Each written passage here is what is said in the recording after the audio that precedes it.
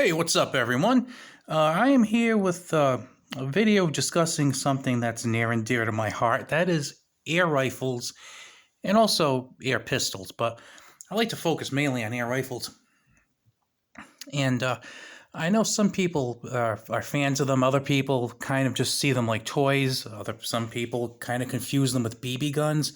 I kind of see BB guns as kind of useless because the BBs are so light and just they don't grab me at all. I haven't had a BB gun since I was about, I don't know, 6. But anyway, air rifles, very cool things. So I just wanted to go over 5 reasons that you should have an air rifle. Okay, first one, and this is a big one, I think, is they can be extremely cheap. Now, they can also be very expensive. But let's focus on the cheap part first, because you're probably not going to buy an expensive air rifle if you're not really into it. So you're going to probably start for something cheaper. You can go to Walmart or any other sporting goods store and probably pick up a decent air rifle for like maybe as low as $90.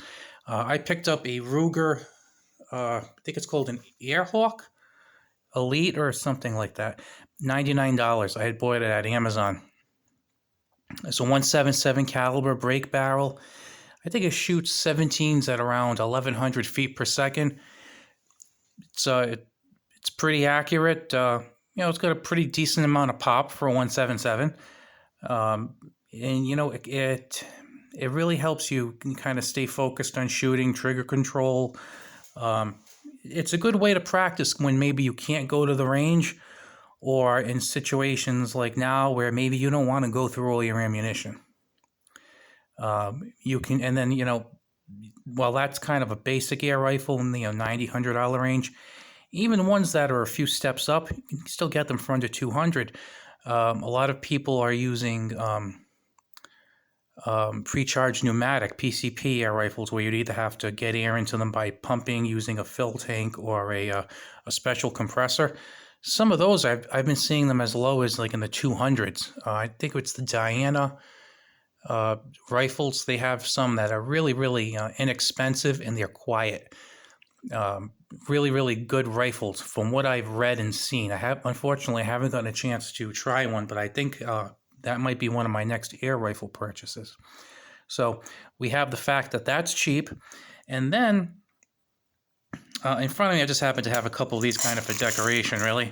I have some .177 caliber pellets, and I have some 25 caliber Grizzlies and some 30 caliber Diablos. But I'm kind of glad I have some Crossmans here, because you can go to Walmart and buy a 500 count tin of .177 pellets for maybe about $5.99 usually. So you're paying about 1.2 cents a piece for each trigger pull. That's not bad. And I believe that they also have like this carton that has about 1,250. I think it's 1,250. You might be able to get them even a little bit cheaper than 1.2 cents if you buy them in a larger bulk. The 22 caliber, I believe they might be a little bit more. I don't recall. And then, of course, they have different specialty types. Like this one's the Destroyer, and as you can tell, it has that certain pellet shape there. And then they have some that are more of like a Diablo shape, and then they have the Piranhas, which are pretty cool. Those kind of almost look like they have little teeth in them. Also, sometimes they'll vary the weights. So this is a 7.4 grain, which is pretty typical for .177. I actually have picked up some that are a bit over 10 grains. Same thing for 22s. These 25s are, how many grains are these things? 31 grain, 25 caliber. Not the best ones for my air gun, because I don't have a very powerful air gun. I believe it's just a break barrel piston.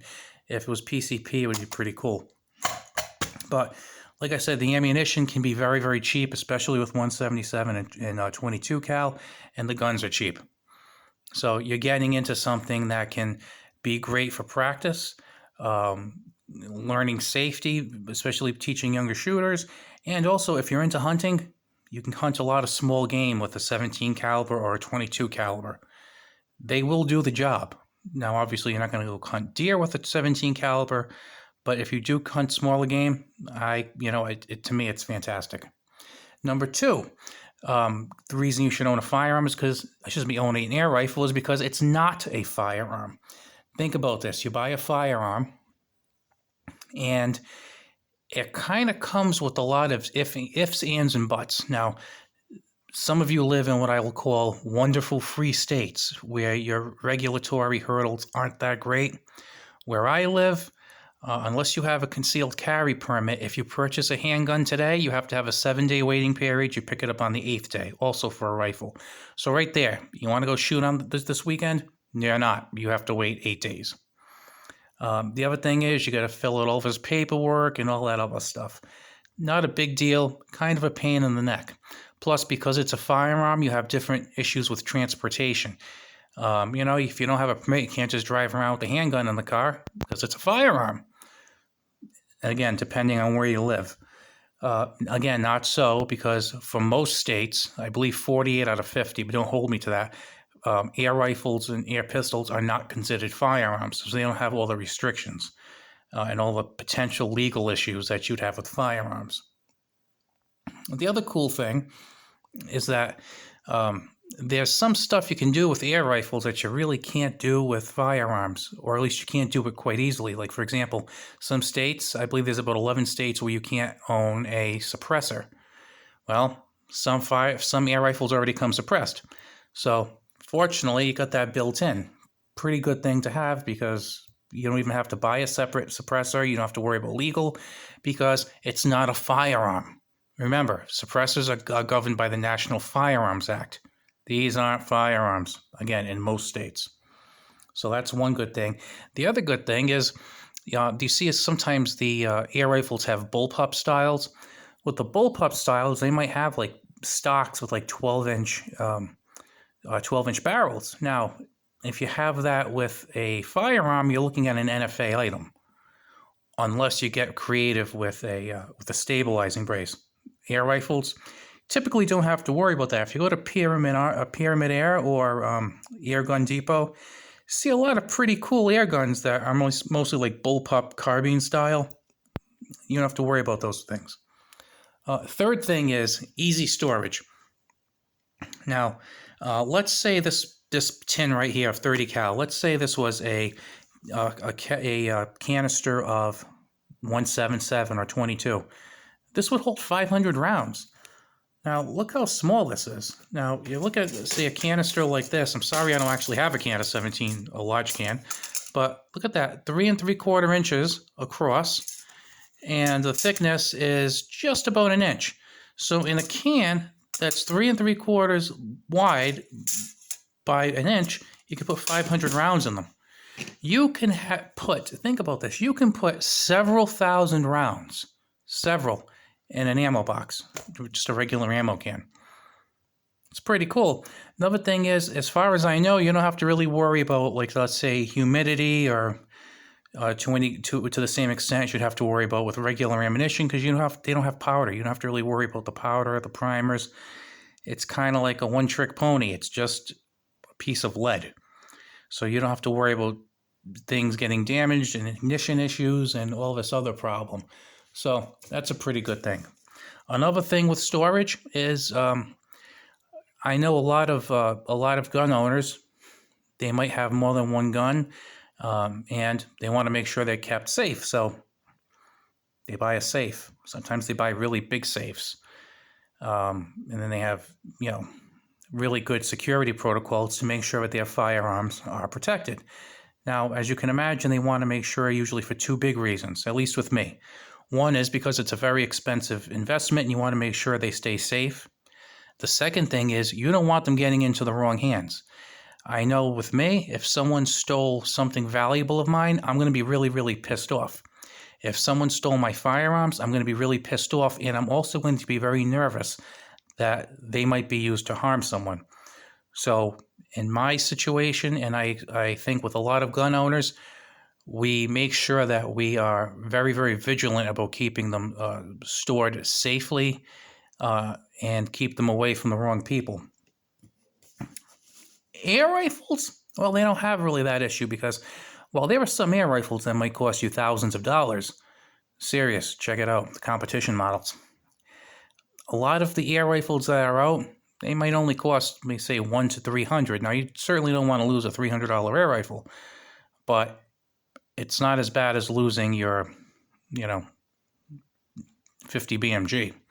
The other thing is, if someone does steal your $300 break action Gammo rifle, and they shoot somebody with it, that sucks. But it's not as bad as someone getting your, and I hate to say this, but your AR-15 with a 40-round magazine. So if you can't afford a big, huge, fancy safe for your air rifles, well, it's not really the end of the world. Maybe you could just put it in a cabinet or, some other, pretty secure place. Whereas if you had multiple firearms, that's not going to be sufficient for you. You're probably going to think, I need a safe. I need, to step up my security. So air rifles, like I said, as far as the ammo and the guns and the value and stuff, that's another plus in my eyes.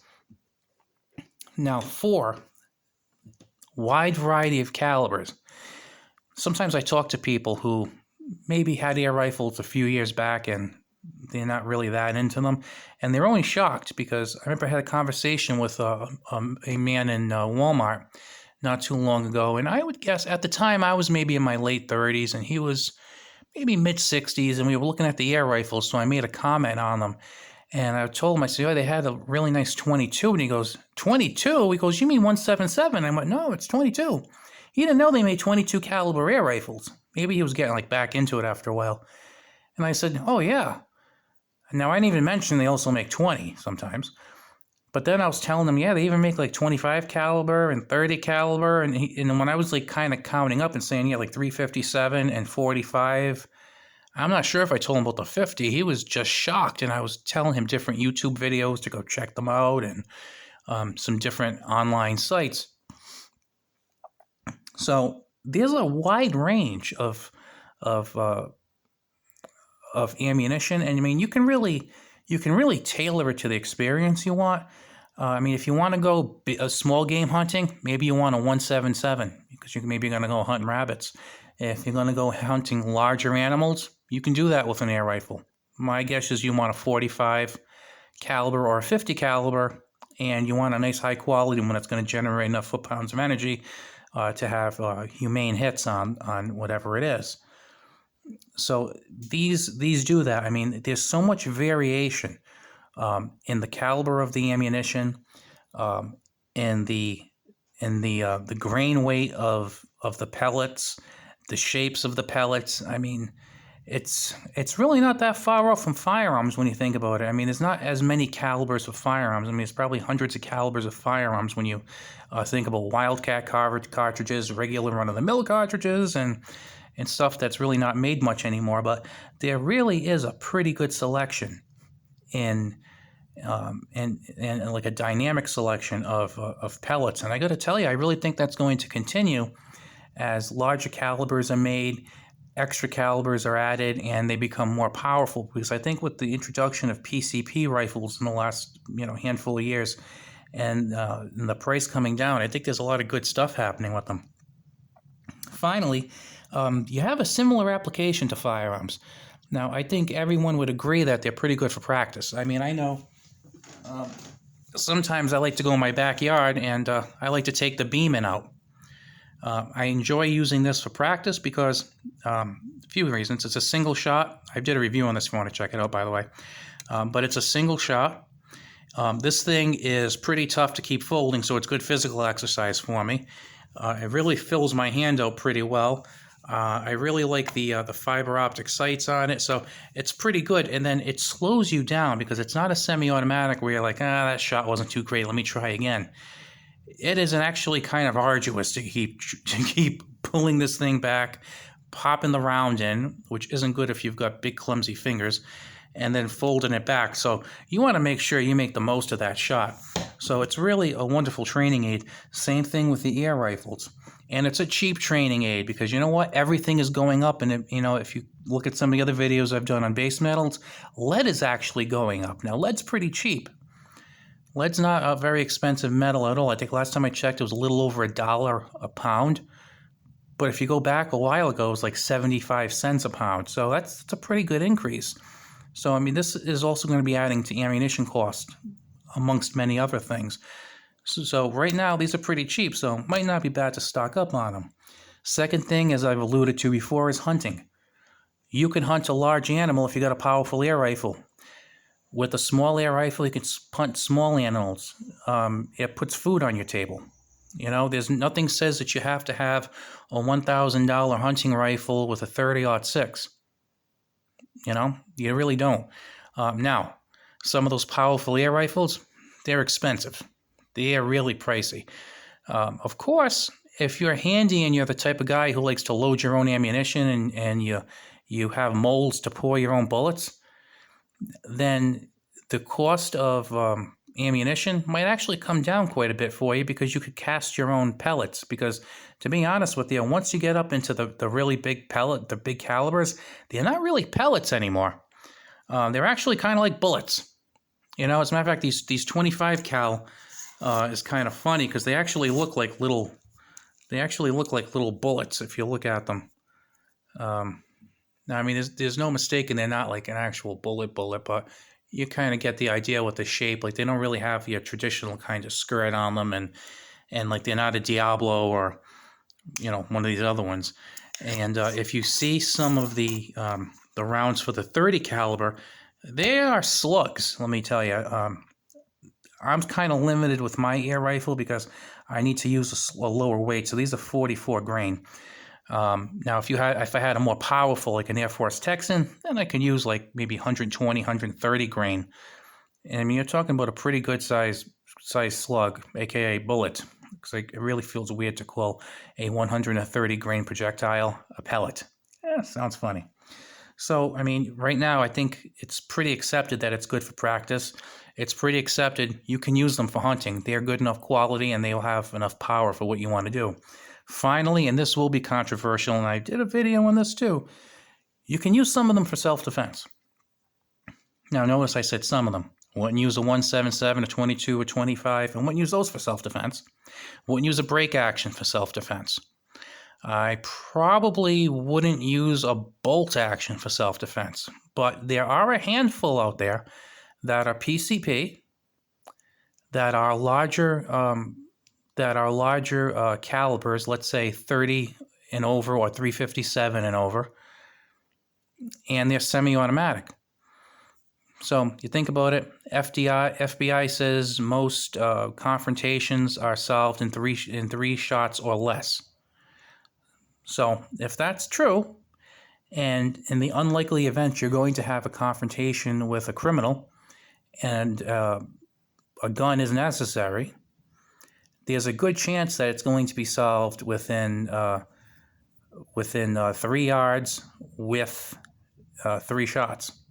So if that's the case, and let's say you have something that, you know, shoots 4 or 5 or 600 foot-pounds of energy.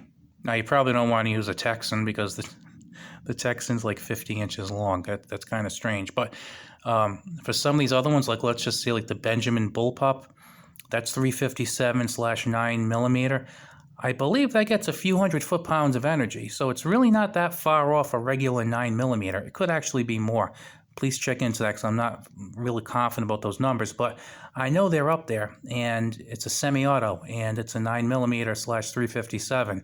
So something like that could conceivably be used for self-defense. And there are other ones too.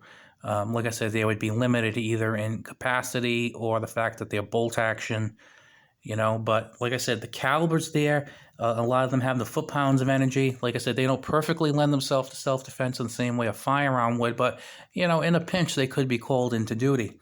So like I said, just to kind of recap, you know, number one, they could be cheap, very inexpensive. 2, they're not firearms, so they don't have a lot of the baggage and regulations that firearms do.